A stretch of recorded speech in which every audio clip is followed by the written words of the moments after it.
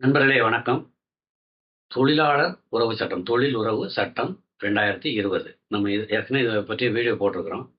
அதனுடைய நோக்கம் என்ன? இன்னைக்கு பார்க்க போற சட்ட பிரிவுகளோட பற்றிய விவரங்களை பார்ப்போம்.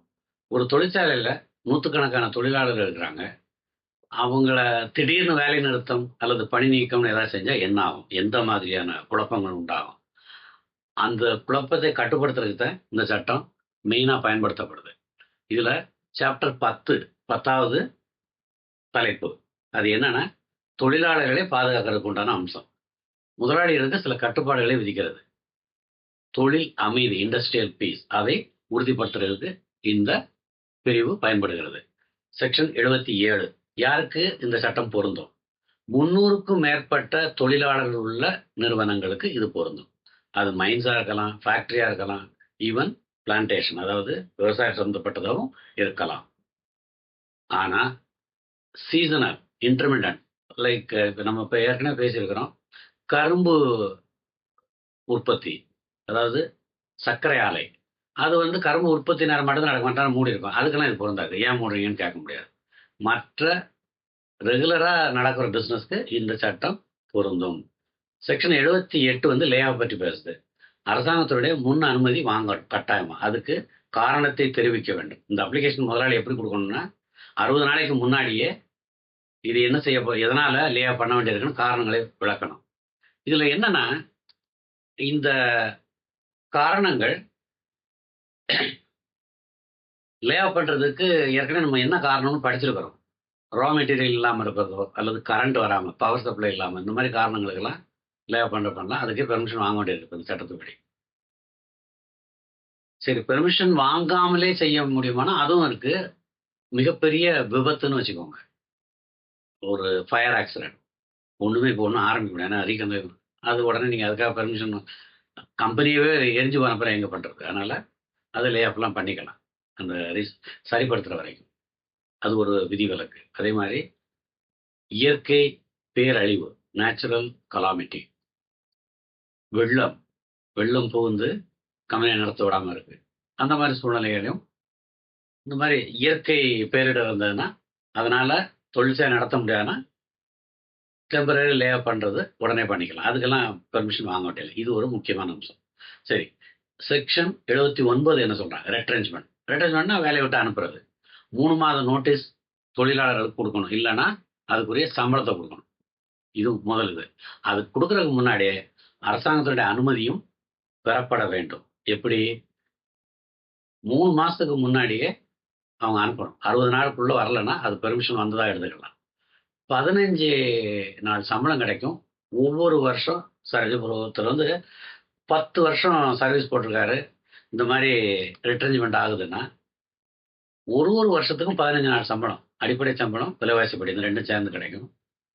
அப்போ 10 வருஷம்னா 150 நாட்களுக்குரிய சம்பளம். ஓகே, அதாவது 5 மாத சம்பளம் கிடைக்கும், கொடுக்கணும். அதுதான் இந்த சட்டத்தினுடைய அமைப்பு. எத்தனை வருஷம் சர்வீஸ் போட்டிருக்காங்களோ அதுக்குரிய ஒவ்வொரு வருஷத்துக்கும் 15 நாளுக்குரியதை கொடுக்கணும். அதே மாதிரி செக்ஷன் 80 பார்த்தீங்கன்னா, கடை மூடுறது, க்ளோசர், ஒட்டுமொத்தமாகவே பிசினஸ் நிப்பாட்டுறது. அதுக்கும் 3 மாசத்துக்கு முன்னாடியே அரசாங்கத்துக்கு விண்ணப்பம் கொடுக்கணும். என்ன காரணம்னு தெளிவா கொடுக்கணும். 60 நாளுக்குள்ள, நீங்க அப்ளிகேஷன் போட்ட 60 நாளுக்குள்ள அரசாங்கம் பதில் சொல்லணும். சொல்லலைன்னா நீங்க அதை அரசாங்கம் ஏத்துக்கிட்டதுன்னு எடுத்துக்கலாம். சப்போஸ் அரசாங்கம் இல்ல அதெல்லாம் ஏத்துக்க முடியாத ரீசன் சொன்னா வேற வழி இல்லை, நீங்க நடத்தாகணும். அதனால நீங்க ரீசன் கரெக்டா கொடுக்கணும், சட்டப்பூர்வமாக இருக்க வேண்டும். சரி, இது அப்போ லே ஆஃப் பார்த்துட்டோம், ரெட்ரென்ச்மெண்ட் பார்த்துட்டோம், க்ளோசரை பண்ணுறோம். க்ளோசருக்கும் ஒரு வருஷம் கம்ப்ளீட் பண்ண சர்வீஸ்க்கு 15,000 சம்பளம் கொடுக்கணும். இதுவும் கண்டிஷன். இப்போ மஸ்டர் ரோல் எதுக்கு மெயின்டைன்? அட்டண்டன்ஸ் எதுக்கு மெயின்டைன் பண்ணணும்னா, லே ஆஃபா இருந்தாலும் அட்டண்டன்ஸ் பதியணும். ஏற்கனவே வீடியோவில் பார்த்துருக்கேன். எதனால? வந்தாங்க வரலன்னு தெரியணும், அது ரெக்கார்டில் இருக்கணும். அதுக்காக அட்டண்டன்ஸ் பதியணும். ஏன்னா லே ஆஃப் பீரியடில் நம்ம ஏற்கனவே படிச்சிருக்கிறோம், பாதி சம்பளம் கிடைக்கும்னு சொல்லி. அது அடிப்படை சம்பளத்தில், அடிப்படை சம்பளம், விலைவாசிப்படி, ரெண்டும் சேர்த்துல பாதி சம்பளம் கொடுக்கணும் முதலாளி. செக்ஷன் 82 மற்ற பிரிவுகள், அதாவது பழைய சட்டத்தில் உள்ள சில பிரிவுகளும் இதுக்கு தொழிலாளர்கள் பாதுகாப்பு சம்பந்தப்பட்ட சில இது பொருந்தும்ங்கிறத மாதிரி ஒரு எக்ஸப்ஷனாக கொடுத்துருக்காங்க இந்த பிரிவு 82 புது சட்டத்தில். ஒரு உதாரணமாக பார்த்தோம்னா, இது ஒரு டிராஃபிக் சிக்னலாக நீங்கள் யோசிச்சுக்கோங்க. அரசாங்க பெர்மிஷனுங்கிறது கிரீன் சிக்னல். முதலாளி அப்ளிகேஷன் போடுறாரு, ஓகேன்னு கொடுத்துட்டாங்கன்னா அது கிரீன் சிக்னல். ரெட்டு நோன்னு சொல்லிட்டாங்கன்னா நீங்கள் ஒன்றும் பண்ண முடியாது, அந்த வேலையை பண்ண முடியாது. அப்கோர்ஸ் நீங்கள் அதுக்கு கோர்ட்டுக்கு போகிறது அதெல்லாம் செய்யலாம். பட் அதை மீறி நீங்கள் உங்களுக்கு கூட முடிவெடுக்க முடியாது. அது ரெட் சிக்னல். சிக்னலே இல்லை, 60 நாள் ஆச்சு, ஆட்டோமேட்டிக்காக கிரீன் சிக்னல் வச்சு நீங்கள் பாட்டுக்கு வேலையை செஞ்சுக்கிட்டு இருக்கலாம். சரி, இதில் ப்ராக்டிக்கல் இம்பார்ட்டன்ஸ் நம்ம பார்ப்போம். தொழிலாளருக்கு பாதுகாப்பு, முதலாளிகளுக்கு கட்டுப்பாடு, பொருளாதார சமநிலை, இதெல்லாம் இந்த சட்டம் உறுதிப்படுத்துகிறது. இந்த முதலாளிகளுக்கு என்ன ஆலோசனை அப்படின்னா, ரெக்கார்ட்ஸை கரெக்டாக வச்சுருங்க. முன்கூட்டியே திட்டமிடணும். அரசாங்கத்துக்கு அப்ளிகேஷன் போடுறது முன்கூட்டியே சரியான காரணங்களை சொல்லி அரசாங்கத்துக்கு அப்ளிகேஷன் போடணும். 60 நாளுக்குள்ள பெர்மிஷன் வரலன்னா நீங்கள் பெர்மிஷன் வந்ததாக எடுத்துக்கலாம். இந்த ஹியூமன் ரிசோர்ஸ், அதாவது தொழிலாளருடைய மனிதவள மேம்பாடு அப்படின்னு தமிழில் சொல்லுவாங்க. அதாவது இந்த பர்சனல் செக்ஷன், அவங்க சட்டம் சரியாக பின்பற்றப்படுதான்னு ஒழுங்காக அவங்க பார்க்க வேண்டிய பொறுப்பு அவங்களுக்கு உண்டு. மேனேஜ்மெண்ட்டுக்கு சட்ட விதிமுறையில் உள்ள பிரச்சனைகளை எடுத்து சொல்ல வேண்டியது அவங்க கடமை. தொழிலாளரை பொறுத்தளவுக்கு உங்களுடைய உரிமைகளை தெரிந்து கொள்ள வேண்டும்.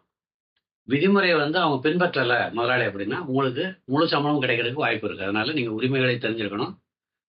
சட்டப்படி கரெக்டாக நடக்கிறான்னு நீங்கள் பார்க்க வேண்டியிருக்கும் இந்த மாதிரி சூழ்நிலைகளில். சரி, சட்டப்படி செய்யாத ரிட்ரென்ச்மெண்ட் எப்பவுமே செல்லாதுன்னு நம்ம கோர்ட் ஆர்டர்களும் நிறையா இருக்குது. முடிவு என்னன்னா, ஒரு தொழிற்சாலை நீங்கள் மூடனா மூடிக்கலாம். ஆனால் அந்த தொழிற்சாலை உருவாக்குறதுக்காக தன் ரத்தத்தை வேர்வையும் சிந்திய தொழிலாளர்களை கண்டுக்காம விட முடியாது. அவங்களுக்குரிய நஷ்ட ஈடை கொடுத்து விட்டு தான் தொழிலை மூட முடியும். இந்த மாதிரி சட்ட விளக்கங்கள், எளிய சட்ட விளக்கங்கள் மேலும் வேணும்னா இதை நீங்கள் சப்ஸ்கிரைப் பண்ணி ஃபாலோ பண்ணுங்கள். நன்றி.